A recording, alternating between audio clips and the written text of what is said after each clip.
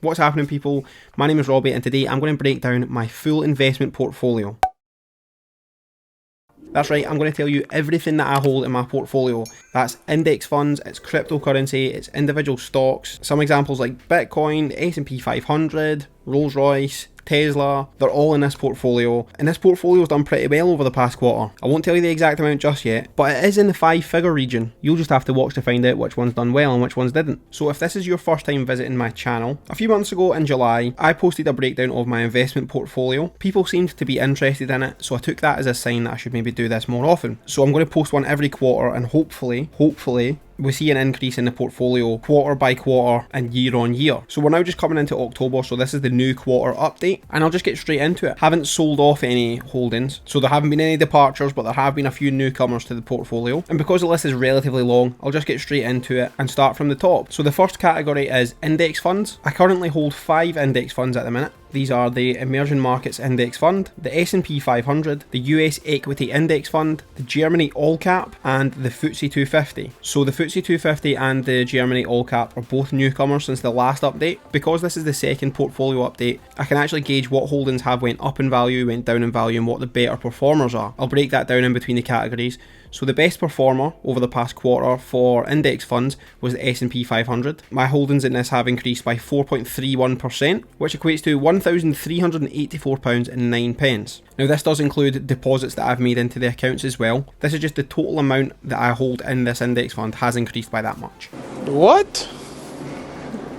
Bro, what are you talking about, man? The biggest loss in the index funds, I didn't actually lose any money in any index funds over the last quarter, but the worst performing of the 5 was the Emerging Markets Index Fund. This went up 0.13%, which was a solid £1.82 since the last quarter. That one's not really going to break the bank. So I'll break down what index funds I currently hold and what the balances are. Currently I own the S&P 500, £33,421.65. The Emerging Markets Index Fund sitting at £1,384.09. The Germany All Cap at £120.33. The FTSE 250 at £73.23. And the US Equity Index Fund at £44.30. So in total, I currently have £35,043.60 held in index funds. This is an increase of £1,577.66 since last quarter. So my index funds have gone up by 4.71%.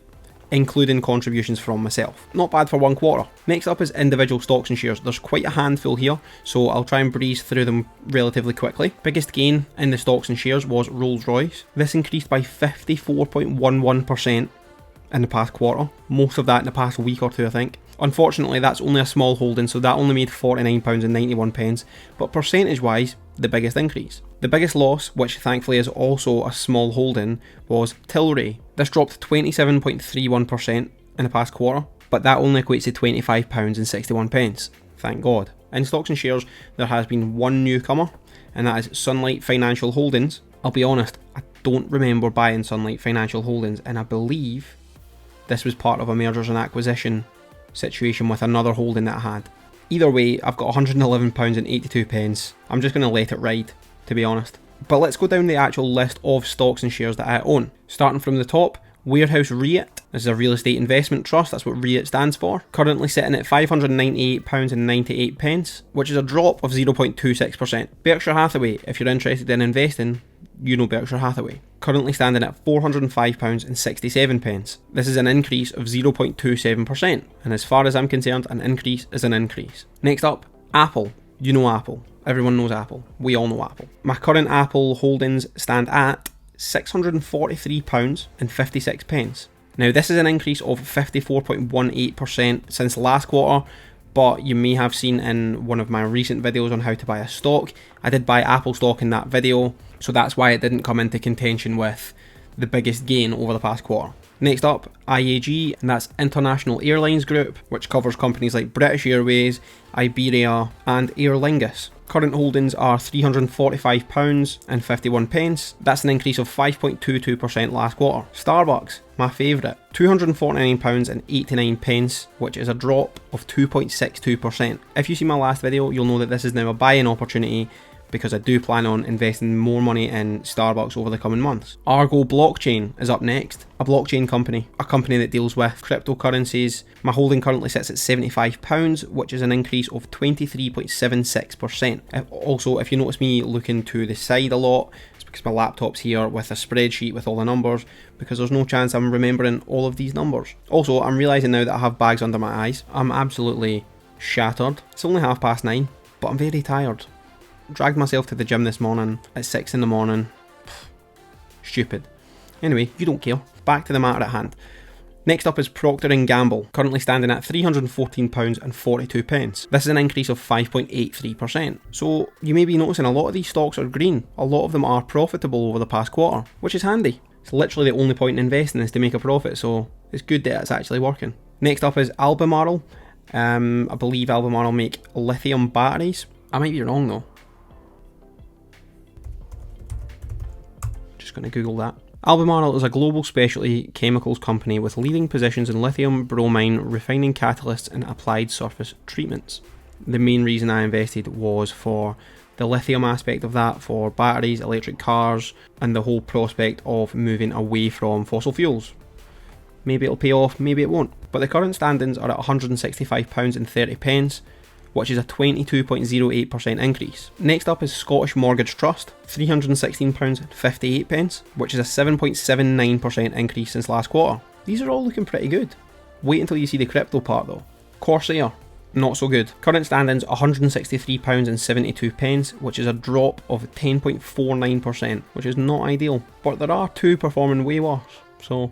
Next up is AT&T. Holdings are at £257.41, which is a drop of 3.73%. The reason I bought AT&T was more of a dividend play than a capital appreciation move. AT&T typically have quite a high dividend payout. Obviously, with £257, you're not really going to get that much dividend out of it. But a 3% drop, it is what it is. It's probably going to drop again next quarter as well. Latch Inc. £226.70, which is an increase of 13.45%. The newcomer, Sunlight Financial Holdings, £111.82. There's no profit to be made on that yet because we didn't have it last quarter. The biggest loser, Tilray, obviously an industry that could fluctuate quite a lot over the next few years. I'm holding on to it. It's £68.16. If it goes to zero, I'll survive. Another big loser, Proterra, £103.13, which is a drop of 27.19%, which is absolutely terrible. This is made up by one of my favourites, Tesla. My Tesla holding currently sits at £1,130.78, which is an increase of 14.21%. Just like Rolls-Royce, most of that was very recently. It was in the red for pretty much the past 2 months. Now on to the Etoro portfolio, which if you haven't seen it before, this relates to my flipping a coin to try and beat the stock market video. So I didn't actually pick these 10 companies, a coin flip chose these 10 companies, but 6 out of 10 are in the green. So the experiment seems to be working so far. So the first on that list is Spirax Sarco, currently sitting at £155.53, which is an 8.75% increase since last quarter. Next up is Experian, currently standing at £144.07, a 6.05% increase. Next up, Halma PLC, £135.66, which is a 5.25% increase. National Grid, £119.74, which is a drop of 2.25%, which equates to £2.75, so not the end of the world. JD Sports, £139.22, which is up 14.94%, which is pretty decent from a coin toss. Hikma Pharmaceuticals, £112.09, which has dropped by 6.37% since last quarter. BP, British Petroleum, £126.27. This has increased by 7.93% in the last quarter. Intertek Group, £100.94, which is a drop of 9.6%. Again, £10.72, so not the end of the world. Rio Tinto, £84.55. This was quite a big drop. 19.82%. Again, £20.90, but 20% drop is pretty substantial. And the big hitter, Rolls-Royce, £142.15. This is an increase of 54.11% since last quarter. Very, very good. Very happy with that one. Especially because I've made 54.11% the last quarter from a stock that a coin toss chose. You couldn't make this shit up. So in total, my individual stocks and shares stand at £6,436.85. This is an increase of £569.48. That's a 9.71% increase in the past quarter. A lot of people would be happy with 10% over the course of the whole year, so I'm very, very happy with 9.71% on that. So last but not least, we have the cryptocurrency holdings. This has been the biggest increase by far over the last quarter. So starting from the top, the big one, Bitcoin, currently sitting at £21,868.89. This is over 3 different wallets, so I don't have a screenshot to post up. But here's a screenshot of my Blockfi account, just so you know that I'm not making this up. This has increased by £5,466 over the last quarter, which is an increase of 33.32%. Insane. What's even more insane is that was the worst performing crypto that I hold over the last quarter, and it increased by 33%. Next up is the second biggest one, Ethereum, currently standing at £4,088.73. Again, this is over a few wallets, but here's a screenshot of Blockfi just because that's where I hold some of it. This increased by £1,456 over the last quarter, an increase of 55.35%. Next up is Luna, currently standing at £2,215.31, a 370% increase. In July, and you can go back and check on my previous video, in July I held £470.42 in Luna. I have not spent any more money on Luna, and it is now worth £2,200. Incredible. Absolutely incredible. Next up is Ripple, currently standing at £639.40, which is an increase of 52.65%. The second worst performing crypto at 52%. Next up is Cardano, £597.56, which is an increase of 70.84%. 70.84% in one quarter. And the big daddy, my favourite cryptocurrency ever as of the last quarter, Solana, currently standing at £1,035.91. This is an increase of £821. And again, I haven't spent any more money on Solana in the past quarter. It has increased 383%, 383.37% to be exact, in the past 3 months. Again, check the previous video. I had £214.31 in Solana, and I now have £1,035.91. Cryptocurrency is wild. So this brings the total cryptocurrency holdings to £30,445.80, an increase of £9,957.59, and that equates to a 48.6% increase in the past month. 48.6%. 10 grand in one quarter. You can't complain at that. You just can't complain. Now for the big finale, the big reveal. What is the total portfolio worth? A relatively small amount, 68 million. Now this doesn't include any small amounts of cash that are held in any of the accounts.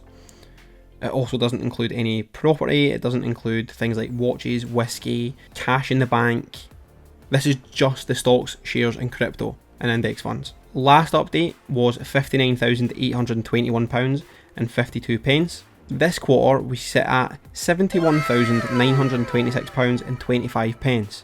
That's an increase of £12,104.73, 20.23% increase in one quarter. I'll be honest, about 2 or 3 weeks ago we were at about 74.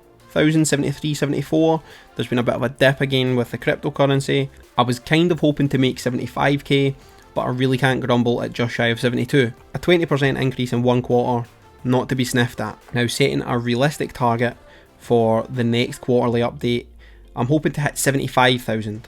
Nothing crazy, just a steady increase over time.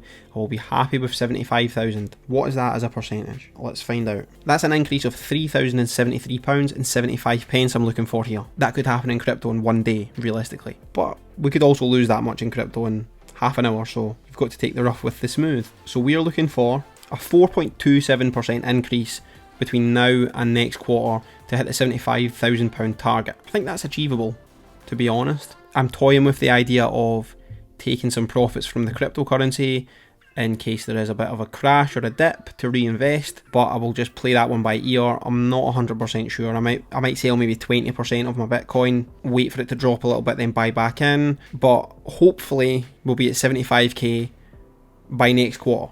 So that's it, there is no more information to give today. I've broken down my whole portfolio, the winners, the losers, the best performers, the 383% on Solana, insane. But I hope you enjoy this type of content. The previous portfolio update that I made done quite well, so hopefully everyone enjoys this one too. If you have any suggestions on what companies I should add to my portfolio, what companies I should maybe sell if you think they're not going to do very well, I'd love to hear your opinion. But with that being said, I think we'll call it a day. I'm very happy with the performance of some of the holdings, not so happy with some of the others, but all in all a 20% increase in 1 quarter.